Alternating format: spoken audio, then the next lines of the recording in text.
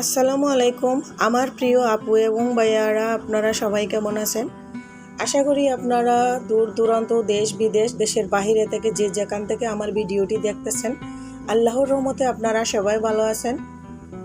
আমিও আপনাদের দোয়ায় আল্লাহ তাআলার অশেষ রহমতে আলহামদুলিল্লাহ বেশ ভালো আছি। প্রতিদিনের মতো চলে আসলাম নতুন আরেকটি ব্লগ ভিডিও নিয়ে আপনাদের সামনে। আমি হাসনা হেনা। তো আজকে বের হয়েছিলাম, জুয়েলার্সে গেলাম একজোড়া কানের দুল নিয়ে আসতে। কানের দুল নিয়ে আসলাম। স্বর্ণের যে দাম বাড়ছে, তারপরেও প্রয়োজনীয় জিনিস যেটা, এটা তো লাগবেই। আর যখন বের হই কিছু জায়গা যাওয়ার পর দেখেন রাস্তায় গিয়ে দেখি বন্যা হয়ে গেছে অনেকটুকু জায়গা। আর বন্যার মধ্যেই গাড়ি চলতেছে, কিছু জায়গার মধ্যেই আর কি ড্রেনের পানি মনে ছেড়ে দিয়েছিল। পরে দেখা যায় আবার শুকনা। তো যাচ্ছিলাম আর ভাবছিলাম আপনাদেরকেও দেখাই নেই, আপনাদেরও ভালো লাগবে। আমার তখন খুব ভালো লাগছিল। ভিডিওর শুরুতে বলে দিচ্ছি, যারা আমার ভিডিওটি দেখতেছেন প্লিজ আমার ফুল ভিডিওটি দেখবেন। আর আমি মার্কেটে যখন গেছি তা আমার জরুরি কিছু জিনিস নিয়ে আসলাম। সচরাচর আসলে বের হওয়া হয় না, যেহেতু আমার অনেক কাজ, অনেক ব্যস্ত থাকি। হঠাৎ করে বের হইলেই কিছু না কিছু কেনাকাটা করা হয়। আর আমার কেনাকাটা করতে খুবই ভালো লাগে। আমাকে নিয়ে যদি আপনাদের ভাইয়া একটু মার্কেটে যায় বছরে 6 মাসে বা 3 মাসে একদিন, তাহলে আমার মন চায় যে খালি কিনি। তো অল্প কিনি, ওর চিন্তা করি যে ওর পকেট আবার খালি করে দিচ্ছি না। তো তারপরে সে বাসায় আসার পরে বলে, মাত্র এই কয় টাকার কেনাকাটা করলা, প্রথমে বুঝে গেল তো তুমি মনে হয় আমার পকেট খালি করে ফেলবা। তো যাই হোক, আমার আল্লাহ অনেক বুঝ দিয়েছে, আমি অনেক বুঝদার হয়ে গেছি। এখন আর বেশি কেনাকাটা করি না। বাচ্চার জন্য টি শার্ট নিয়ে আসলাম, গেঞ্জিগুলা আপনাদেরকেও দেখাই নিচ্ছি। সুন্দর হয়নি বলেন তো? কত সুন্দর লাগছে আমার কাছে। তাই বাচ্চার জন্য কাপড় নিয়ে আসলাম, আর আমার জন্য কয়টা সেলোয়ারের কাপড় নিয়ে আসলাম। সেলোয়ার বলতে সবগুলো পায়জামা আমার পুরনো হয়ে গেছে, আর পুরনো পায়জামা পরতে আমার ভালো লাগে না, রং নষ্ট হয়ে গেলে।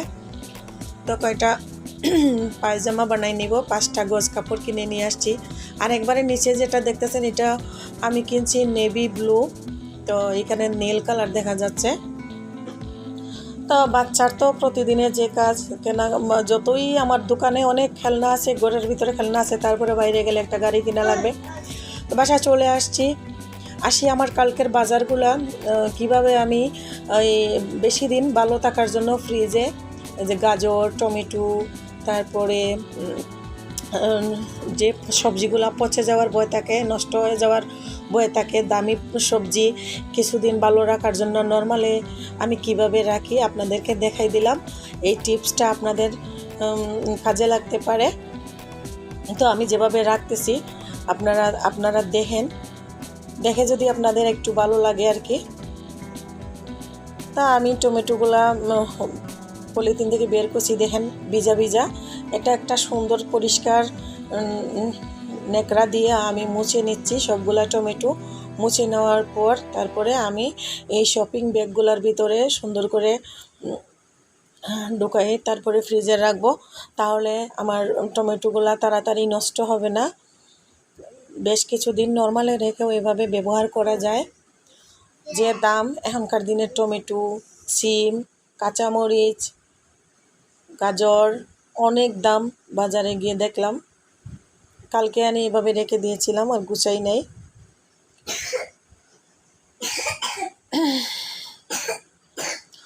তো ভিডিওর অনেকটা বকবক করে ফেলছি। তা আপনাদেরকে বলে দিচ্ছি, যারা আমার ভিডিওটি দেখতেছেন প্লিজ একটা লাইক দিবেন, কমেন্ট করবেন, শেয়ার করবেন। আপনাদের একটা লাইক আমাকে এখানে কাজের অনেকটা উৎসাহ বাড়িয়ে দেয়। আমি এখানে কাজ করতে অনেক সাহস পাই যে আপনারা আমার পাশে আছেন। এই যে এভাবে আমি ফ্রিজে রেখে দিচ্ছি সুন্দর করে। আমার যখন যতটুকু প্রয়োজন হবে আমি বের করে ব্যবহার করে নিতে পারবো। আপনারাও এভাবে রাখতে পারেন। আর কাঁচামরিচগুলো ক্লিন করার সময় নাই। চলে আসলাম রান্নার জন্য প্রস্তুতি নিতে রান্নাঘরে, যে আমি আজকে সিমগুলা রান্না করে নিব। সিম বেশি দিন থাকবে না, ফ্রিজে নষ্ট হয়ে যাবে। তো যা রান্না করলাম আজকে, সিমের বিচি, শুকনা সিমের বিচি ব্লেন্ডার করে তারপরে একটা ডাল রান্না করছি শিং মাছ দিয়ে। আর এই ডালটা আমার এত পছন্দ, একদম গ্রামীণ খাবার, আমাদের দেশের আঞ্চলিক একটা খাবার। আমার মা, খালা, চাচি, আমরা ভাই বোন মিলে নাগামরিচ দিয়ে এই ডালটা রান্না করে কি যে খাবারটা খাই, তা মাল্লা ওই দিনটার কথা আমার মনে হইতেছে। যেহেতু আমি তাদের থেকে অনেক দূর, আর ওরা আমার ভিডিও দেখে কিনা তাও জানি না। আমি যে চ্যানেলে কাজ করি এখনও আমার নিজের আত্মীয় স্বজন রিলেটিভ কেউই ঠিক মতো জানে না।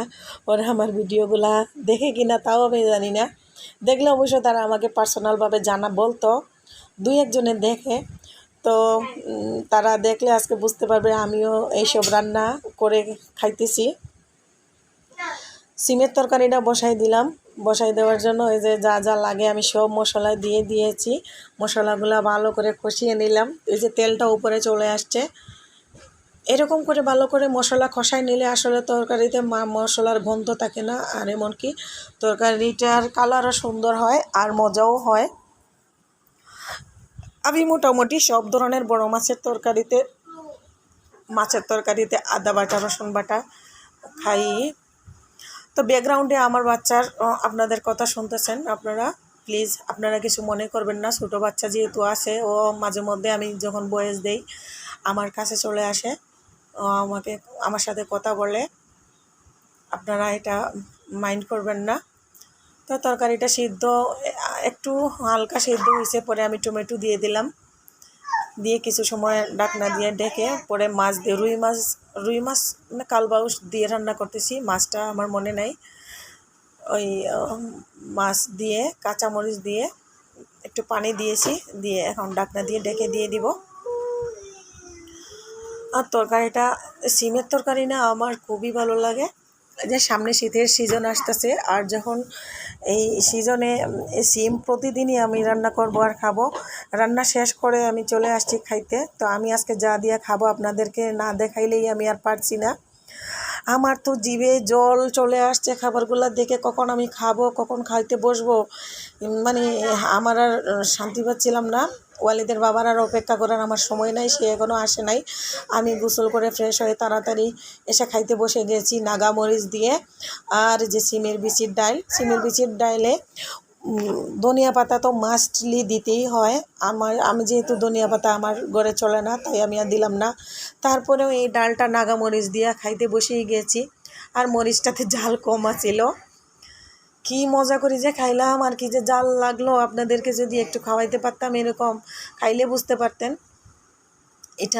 এটা আমাদের একদম খাঁটি গ্রামীণ খাবার। আমার মা, খালারা এভাবে ডাল রান্না করতো, আর তৃপ্তি মিটাইয়ে ওই খাবারগুলা খাইতাম। আজকে তাদেরকে অনেক মিস করতেছি সবাইকে। আর নাগামরিচের ঘ্রাণ এত সুন্দর, এই ঘ্রাণে মনে করেন আমি খেয়ে নিচ্ছি। তো যে আপু এবং ভাইয়েরা এই পর্যন্ত আমার সাথে ছিলেন, আমার ভিডিওটি দেখছেন, আপনারা পাশে ছিলেন, এভাবে থাকবেন।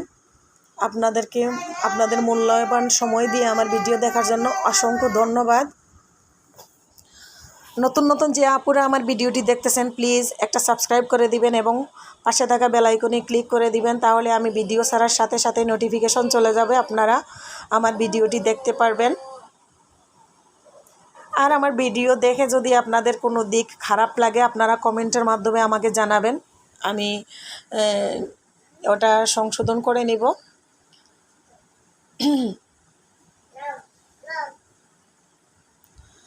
আপনাদের কিছু দেখার ইচ্ছা থাকলে আমার মাধ্যমে, তাহলে সেটাও কমেন্টের মাধ্যমে বলবেন, আমি চেষ্টা করব সেটা দেখাবার জন্য।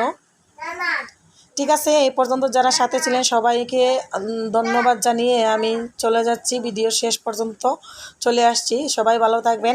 আসসালামু আলাইকুম, আল্লাহ হাফেজ।